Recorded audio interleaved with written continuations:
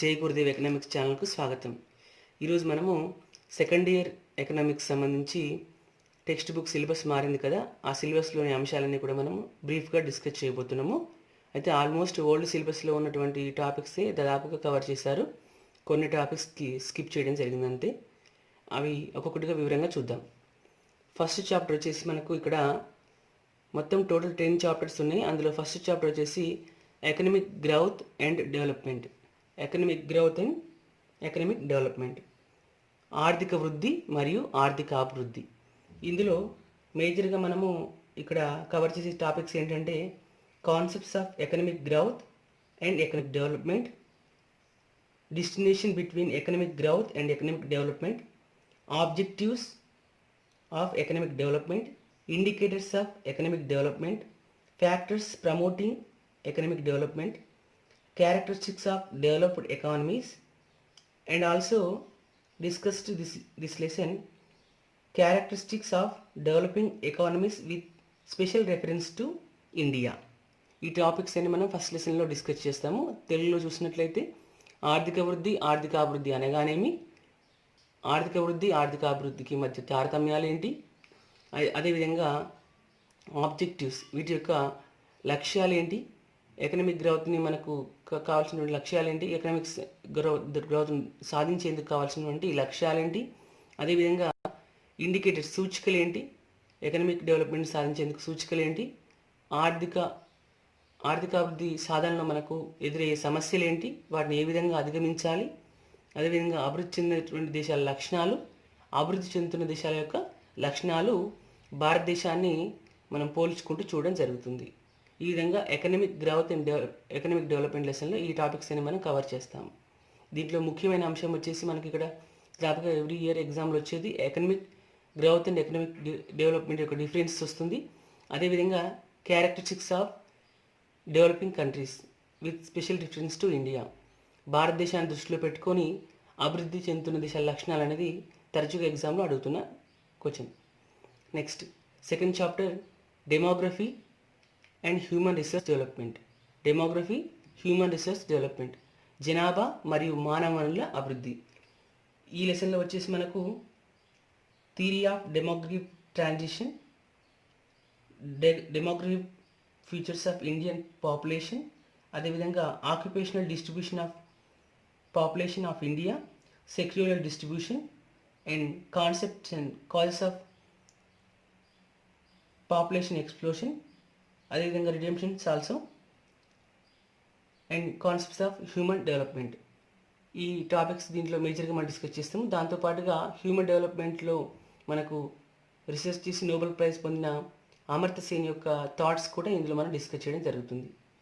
తెలుగులో చూసినట్లయితే జనాభా గురించి, జనాభా అంటే ఏమిటి, జనాభాకు సంబంధించినటువంటి లక్షణాలు ఏ విధంగా ఉన్నాయి, అదేవిధంగా వివిధ వృత్తుల వారీగా జనాభా అనేది ఏ విధంగా డివైడ్ చేయబడింది, అదేవిధంగా జనాభా పెరుగుదల గల కారణాలు, నివారణ చర్యలు, మానవ అభివృద్ధి సూచిక అంటే ఏమిటి, మానవ అభివృద్ధి సూచిక గురించి సంబంధించిన లక్ష్యాలేంటి, లక్షణాలేంటి, అదేవిధంగా దాన్ని మనం ఏ విధంగా అంచనా వేయగలము, ఈ మానవ అభివృద్ధిని ఏ విధంగా డెవలప్ చేసుకునే అనే విషయంలో Nobel prize winner Amartya Sen యొక్క ఆలోచనలు మనము ఈ టాపిక్లో డిస్కస్ చేయడం జరుగుతుంది.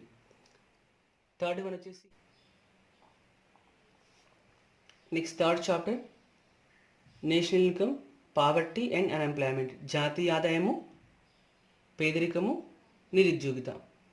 ఈ లెసన్లో మనకు కవర్ చేసే టాపిక్స్ ఏంటంటే trends in national income and per capital income in India, sectoral distribution of national income, అదేవిధంగా ఇన్కమ్ ఇన్ఈక్వాలిటీస్ ఏంటి, ఇన్కమ్ ఇన్ఈక్వాలిటీస్ అంటే ఏమిటి, next concept of poverty, causes of poverty, redemptions of poverty, next types of unemployment, what is the concept of unemployment, types of unemployment, causes of unemployment, redemptions of unemployment, and government programs of redemptions of poverty గురించి నేర్చుకుంటాం. ఇక్కడ తెలుగులో చూసినట్లయితే జాతీయ ఆదాయం అనగానేమి, జాతీయ ఆదాయానికి సంబంధించినటువంటి భావనలు ఏవైతే ఉన్నాయో, తలసరి ఆదాయము, దానికి సంబంధించిన వివరాలను ఇక్కడ నేర్చుకుంటాము. అదేవిధంగా జాతీయ ఆదాయాన్ని ఏ విధంగా డిస్ట్రిబ్యూట్ చేయడం జరుగుతుంది అంటే primary sector, secondary sector and territory సెక్టర్లో జాతీయ ఆదాయం ఏ విధంగా మనకు సాధించబడుతుందనే విషయం ఇక్కడ నేర్చుకుంటాము. అదేవిధంగా పావర్టీ కాన్సెప్ట్ నేర్చుకుంటాము. పావర్టీ కాజెస్, పేదరికం అంటే ఏమిటి, పేదరికం యొక్క కారణాలు ఏంటి, పేదరికాన్ని మనం ఏ విధంగా తగ్గించవచ్చును. అదేవిధంగా నిరుద్యోగిత అంటే ఏమిటి, నిరుద్యోగిత రకాలు, నిరుద్యోగిత గల కారణాలు ఏంటి, నిరుద్యోగితను ఏ విధంగా మనము తొలగించవచ్చు. ఈ పేదరికం మరియు నిరుద్యోగితకు సంబంధించినటువంటి తొలగించేందుకు ప్రభుత్వం ఎలాంటి చర్యలు చేపడుతుంది, ఎలాంటి ప్రోగ్రామ్స్ కండక్ట్ చేస్తుందనే విషయాన్ని మనం ఇక్కడ డిస్కస్ చేస్తాము. Next 4th chapter planning and నీతి ఆయోగ్. ఇక ప్రణాళికలు, నీతి ఆయోగ్ గురించి డిస్కస్ చేస్తాము.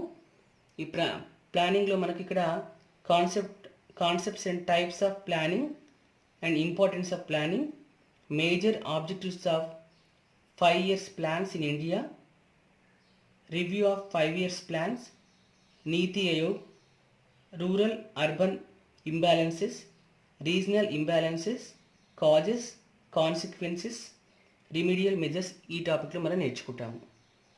ప్రణాళికలు అంటే ఏమిటి, ప్రణాళికలకు సంబంధించినటువంటి లక్ష్యాలు ఏ విధంగా ఉన్నాయి, అదేవిధంగా ఈ 5 సంవత్సరాల పంచవర్ష ప్రణాళికలు ఏవైతే ఉన్నాయో వాటిని ఒకసారి రివ్యూ చేస్తాము. మనము విజయం సాధించామా, సాధించలేదా ఏంటి అనే విషయము. నెక్స్ట్ నీతి ఆయోగ్కి సంబంధించి ఇంట్రొడక్షన్ ఉంటుంది. ప్రణాళికా సంఘం స్థానంలో నీతి ఆయోగ్ అనేది ఏర్పాటు చేయబడింది. ఈ నీతి ఆయోగ్ ఏ విధంగా ఏర్పడింది, దాంట్లో ఎవరు ఉంటారు, ఎలా ఉంటుంది, దాని యొక్క కార్యాచరణ ఎలా ఉంటుంది అనేది ఇక్కడ మనకు డిస్కస్ చేయడం జరుగుతుంది. అదేవిధంగా గ్రామీణ పట్టణ ప్రాంతాల యొక్క వ్యత్యాసాలను చూస్తాము, దానికి కారణాలను చూస్తాము, దానికి యొక్క నివారణ చర్యలు కూడా ఈ టాపిక్లో మనము డిస్కస్ చేయడం జరుగుతుంది. Next 5th chapter, this is the most important chapter, agriculture sector, వ్యవసాయ రంగము. ఈ లెసన్లో వచ్చేసి మనము importance and growth of agriculture in Indian economy, causes of low productivity and measures, land reforms, green revolution, rural independence, agriculture marketing and agriculture pricing in India and food security అనే అంశాలను మేజర్గా ఈ టాపిక్లో మనం డిస్కస్ చేస్తాము. Almost ఇది ఈ ఒక్క లెసన్ నుంచి మనకు 24 మార్క్స్ కవర్ అవుతాయి యాన్యువల్ ఎగ్జామినేషన్లో. ఇక్కడ తెలుగులో చూసినట్లయితే వ్యవసాయ రంగం అంటే ఏమిటి, వ్యవసాయ రంగం లక్షణాలు ఏ విధంగా ఉన్నవి, వ్యవసాయ రంగం భారత ఆర్థిక వ్యవస్థకు అభివృద్ధికి ఏ విధంగా దోహదపడుతుంది, భారత ఆర్థిక అభివృద్ధిలో వ్యవసాయ రంగ పాత్ర ఏ విధంగా ఉంది, వ్యవసాయ రంగంలో అల్ప ఉత్పాదకత ఉంది, అయితే అల్ప ఉత్పాదక గల కారణాలు ఏంటి, దానికి ఎలాంటి మనము మెజర్స్ తీసుకోవాలి, అల్ప ఉత్పాదకతను తగ్గించాలంటే అల్ప ఉత్పాదకతను దాన్ని పూర్తిగా తొలగించి పూర్తిగా ఉత్పాదకతను పెంచే విధంగా, అత్యధిక ఉత్పత్తిని సాధించే విధంగా చర్యలు ఏ విధంగా తీసుకోవాలనే విషయం ఇక్కడ డిస్కస్ చేస్తాము. భూ సంస్కరణలు ఎలా వచ్చాయి, భూ సంస్కరణలు, భూదానోద్యమం ఇవన్నీ ఇందులో వచ్చేస్తాయి. నెక్స్ట్ హరిత విప్లవము ఎలా స్టార్ట్ అయింది, ఎక్కడ స్టార్ట్ అయింది, మన ఇండియాకు ఎలా ఇన్వాల్వ్ అయింది, ఏ సంవత్సరం నుంచి మనము ఇంప్రూవ్ చేస్తున్నాము, హరిత విప్లవం వల్ల మన ఇండియాలో వచ్చినటువంటి భారత ఆర్థిక వ్యవస్థలో వచ్చిన మార్పులు మనం ఇక్కడ డిస్కస్ చేస్తాము. గ్రామీణ రుణగ్రస్తత అంటే ఏమిటి, గ్రామీణ రుణగ్రస్తత గల కారణాలు ఏంటి, దాన్ని ఏ విధంగా నివారణ చేయవచ్చు, వ్యవసాయ మార్కెటింగ్ లోపాలు, దాన్ని ఏ విధంగా సరిచేయాలి, అదేవిధంగా వ్యవసాయ ధరల విధానము, దానిలో లక్ష్యాలు, లోపాలు, మెరుగుపరిచే చర్యలు నేర్చుకుంటాము. ఆహార భద్రతకు సాధించాల్సిన చర్యలు, ఇవన్నీ కూడా మనము ఈ లెసన్లో డిస్కస్ చేయడం జరుగుతుంది. Next 6th chapter industrial sector, పారిశ్రామిక రంగం.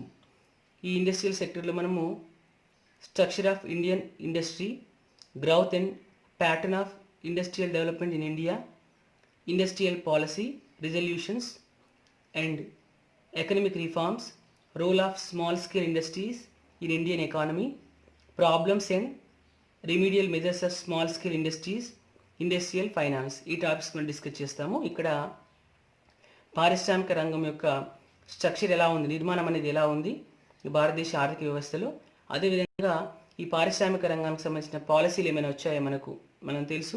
1948, 56 అండ్ 1991 ఇవి మేజర్ ఇండస్ట్రియల్ పాలసీస్. ఈ పాలసీస్ గురించి మనం ఇక్కడ డిస్కస్ చేస్తాము. అదేవిధంగా ఇంకా ఏమైనా రిఫార్మ్స్ వస్తే అవన్నీ ఇక్కడ డిస్కస్ చేయడం జరుగుతుంది. చిన్న తరహా పరిశ్రమల పాత్ర ఏంటి, భారత ఆర్థిక వ్యవస్థలో చిన్న తరహా పరిశ్రమల పాత్ర ఏమిటి, ఆ చిన్న తరహా పరిశ్రమల ప్రాబ్లమ్స్ ఏమైనా ఉంటే, సమస్యలు ఉంటే ఆ సమస్యలతో పాటు వాటిని ఏ విధంగా తొలగించవచ్చు, చిన్న తరహా పరిశ్రమలు ఏ విధంగా డెవలప్ చేసుకోవచ్చు. అదేవిధంగా పారిశ్రామిక విత్తం గురించి ఇక్కడ డిస్కస్ చేస్తాం. అంటే పారిశ్రామిక విత్తం అంటే పారిశ్రామిక అభివృద్ధికి ఏ బ్యాంకులు కానీ పారిశ్రామిక విత్త సంస్థలు కానీ ఏ విధంగా ఆర్థిక వనరులను సమకూరుస్తున్నాయి. ఐడిబిఐ కానీ, ఐఎఫ్సిఐ కానీ ఇలాంటివి, ఎస్ఐడిబిఐ కానీ ఇలాంటివి ఎలా ఆర్థిక వనరులను సమకూరుస్తున్న విషయాన్ని మనం ఇక్కడ డిస్కస్ చేయడం జరుగుతుంది. నెక్స్ట్ టెరిటరీ సెక్టర్, తృతీయ రంగము. దీన్నే మనం సేవా రంగం అంటాము. అంటే ప్రాథమిక ద్వితీయ రంగాలకు సర్వీస్ చేసేవి, సేవలు అందించేది టెరిటరీ సెక్టర్. ఈ టెరిటరీ సెక్టర్కి వచ్చేస్తే మనం ఇక్కడ importance of territory sector in India, next infrastructural development in India. దీంట్లో భాగంగా transport, energy, communication and information technology, space sector, banking and insurance and tourism, ఇవి డిస్కస్ చేస్తాం ఇక్కడ. అంటే తృతీయ రంగ ప్రాధాన్యత, భారత ఆర్థిక వ్యవస్థలో తృతీయ రంగ ప్రాధాన్యత ఏ విధంగా ఉంది, అదేవిధంగా అవస్థాపన సౌకర్యాల అభివృద్ధి, దాంట్లో చూస్తే రవాణా కానీ, శక్తి కానీ, కమ్యూనికేషన్ సంబంధించినటువంటి ఇన్ఫర్మేషన్ కానీ, నెక్స్ట్ టెక్నాలజీ సాంకేతిక పరిజ్ఞానం కానీ, స్పేస్కి సంబంధించి కానీ, బ్యాంకింగ్, బీమా మరియు పర్యాటకానికి సంబంధించిన విషయాలు ఇక్కడ డిస్కస్ చేస్తాం. నెక్స్ట్ వచ్చేసి ఫారెన్ సెక్టర్, విదేశీ రంగము. ఇక్కడ 8th చాప్టర్లో లాస్ట్ ఇయర్ బుక్లో మనకు న్యూ ఎకనమిక్ రిఫార్మ్స్ అని ఎల్పిజి నమూనా అవన్నీ ఉండేది, అది స్కిప్ చేసి ఇక్కడ ఓన్లీ ఫారెన్ సెక్టర్ ఒకటి పెట్టారు.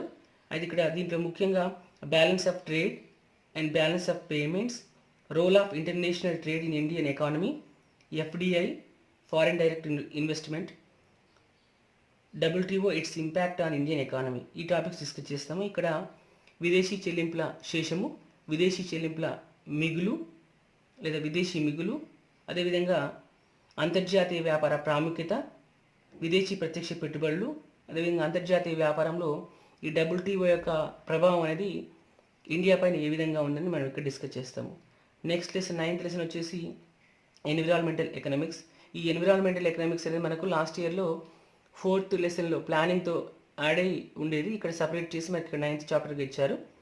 ఎన్విరాన్మెంటల్ ఎకనామిక్స్ అనేది ఇందులో ముఖ్యంగా concepts of environmental economics, types and importance of environment, concepts of ecosystem, pollution and environmental degradation, natural resources, need for environmental protection and sustainable development, ఈ topics ఇక్కడ నేర్చుకుంటాము. అంటే ఇక్కడ పర్యావరణం భావన అంటే ఏమిటి, పర్యావరణ రకాలు, అదేవిధంగా ఎకోసిస్టము, వివిధ రకాల కాలుష్యాలు, పర్యావరణ విచ్ఛేదనము, సహజ వనరులు, మనం పర్యావరణాన్ని ఎందుకు రక్షించుకోవాలి, దాని అవసరం ఏంటి, అదేవిధంగా సుస్థిరమైన అభివృద్ధి అంటే ఏమిటి అనేది నేర్చుకుంటాం ఇక్కడ.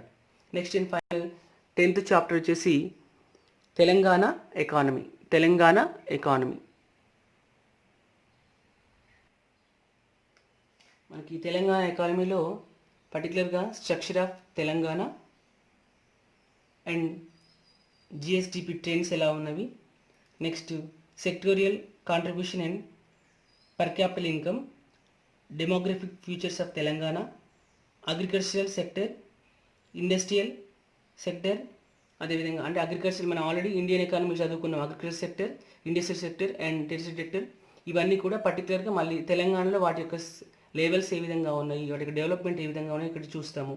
Agriculture sector, industrial sector and territory sector, infrastructure development, ఇన్ఫ్రాస్ట్రక్చర్లో భాగంగా ఇరిగేషన్, హెల్త్ అండ్ ఎడ్యుకేషన్ ముఖ్యంగా నేర్చుకుంటాము. KG to PG, mission Kakatiya and హెల్త్కి సంబంధించిన కాన్సెప్ట్స్ ఏవైతే అవన్నీ నేర్చుకుంటాము.